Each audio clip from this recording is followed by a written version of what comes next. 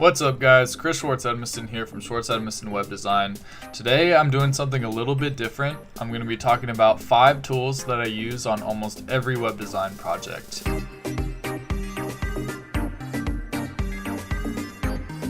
So the first one you might have heard of, but it's the best stock photo source I have ever come across. There's other similar sites like Unsplash, but Pexels is by far my favorite. So they're completely free. You don't even have to credit the photographer. You can use them commercially on any web design project. So for example, if you want some cool nature photography, they have just incredible professional photos that you can use on your project. So it's super easy to download. You don't even have to sign up for the service. You can just download the photo that you want to use. It's a free download. And again, just goes right into your downloads and you don't even have to credit the person that took it. So the next tool that I want to talk about is called Pixlr, and this is an online photo editor, so it makes it really easy to quickly rescale and darken images just in your web browser. So they have an editor and they also have this new Pixlr X. So I'm going to do that one because it's a little bit faster to work with. So we downloaded this really huge file from Pexels, and you can see that the dimensions are 5,184 by 3,456. So this is a huge photo in a huge file. And Squarespace recommends that the max width be 2,000 pixels wide for images. So I can just click this arrange button up here and resize the image and bring that down to a max width of 2,000.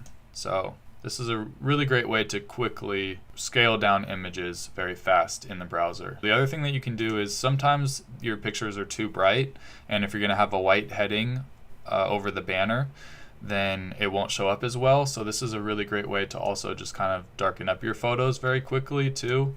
And it has a lot of different color controls and brightness controls. So this is a really cool online and free editor to quickly edit your photos and scale them down to make them ready for Squarespace. Once you're done, I'll just OK those settings, click Save. Make sure your percent is on 100 so it's the highest quality, and you definitely want it to be a JPEG.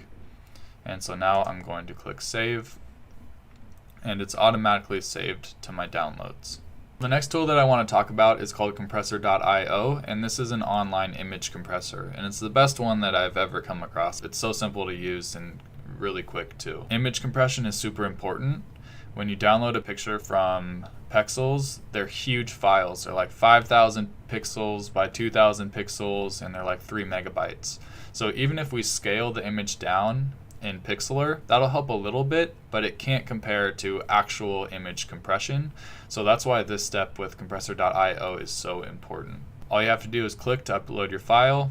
This is the image that we scaled down with Pixlr. You can see before it's 3.62 megabytes, which is huge. You would never want your website to have an image that big because I mean, you can see even just uploading it to this site, it takes a really long time to download, and that can affect your SEO as well. Google likes really fast websites, so if you have huge images that are just making your site chug, it's really going to affect your search results too.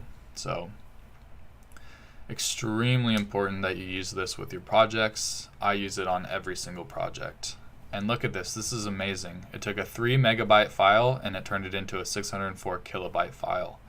Now generally you would want to aim for under 500 kilobytes, and there's some things we could do, like we could crop it vertically so it was a little bit less tall vertically, because in Squarespace you would never really have a banner that would need to be this tall, so that would probably get us under that 500 kilobyte mark.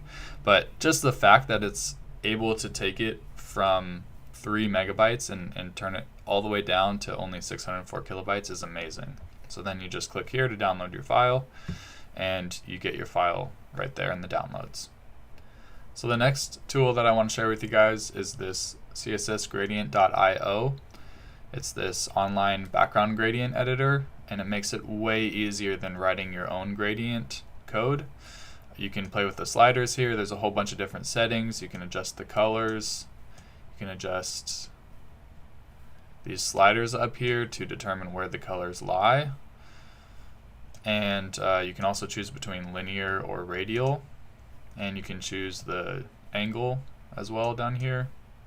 So it makes it really, really easy to create background gradients.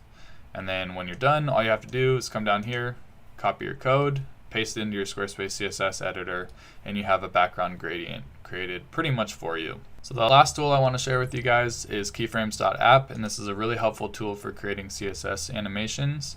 So all you have to do is come to keyframes.app, click use the web app, and you get this helpful timeline down here, which makes it way easier to create the animations. And over here you have all of the properties that can be animated. So it's just like your basic timeline animator. Down here you have the duration, so how long do you want the animation to be? How many times is it going to be animated? So they have it set to infinite, but I only would want it to be playing once.